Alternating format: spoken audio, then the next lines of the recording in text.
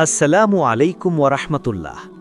আমাদের জীবনে এমন অনেক সময় আসে যখন আমরা দেয়ালে পিঠ ঠেকে যাওয়ার মতো অবস্থায় পড়ে যাই, যখন বিপদ আমাদের চারপাশ থেকে ঘিরে ফেলে আর মানুষের কোনো সাহায্যই আমাদের কাজে আসে না। ঠিক সেই মুহূর্তে আমরা আমাদের মালিককে ডাকি।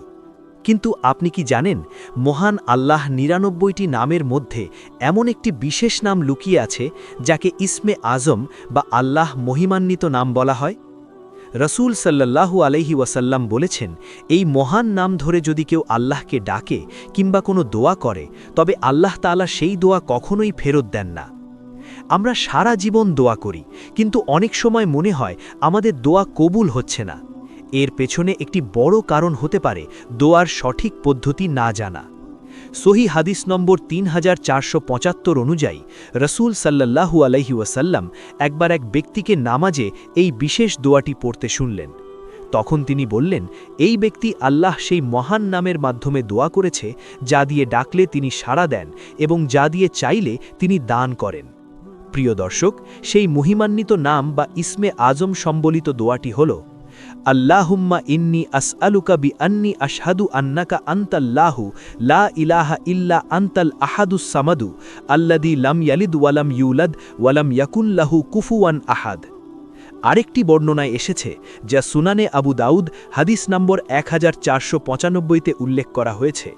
রসুল সাল্লাল্লাহু আলাইহি ওয়াসাল্লাম এক ব্যক্তিকে দোয়া করতে দেখলেন, যেখানে সে আল্লাহর কিছু বিশেষ গুণবাচক নাম উল্লেখ করছিল।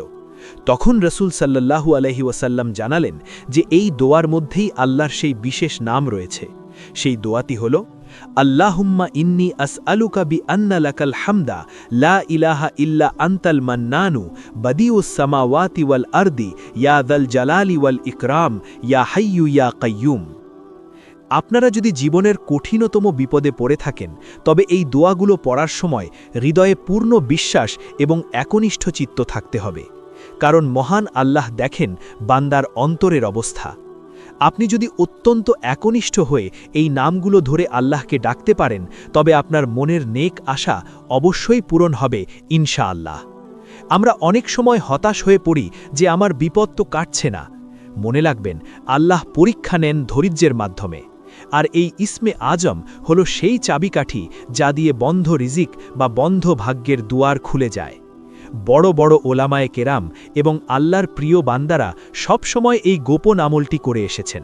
তারা যখনই কোনো সংকটে পড়েছেন, তখনই ইয়া হাইয়্যু ইয়া কাইয়্যুম কিংবা ইয়া যাল জালালি ওয়াল ইকরাম বলে আল্লাহকে ডেকেছেন।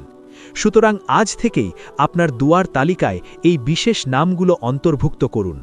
গভীর রাতে যখন সবাই ঘুমিয়ে থাকে, তখন 2 রাকাত নফল নামাজ পড়ে অত্যন্ত একনিষ্ঠ চিত্তে এই দোয়াটি পাঠ করুন।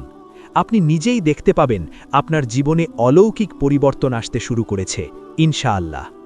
আল্লাহ সুবহানাহু ওয়া তাআলা আমাদের সবাইকে তার মহিমান্বিত নাম ধরে ডাকার এবং আমাদের সব নেক দোয়া কবুল হওয়ার তৌফিক দান করুন। আমিন। আসসালামু আলাইকুম ওয়া রাহমাতুল্লাহ।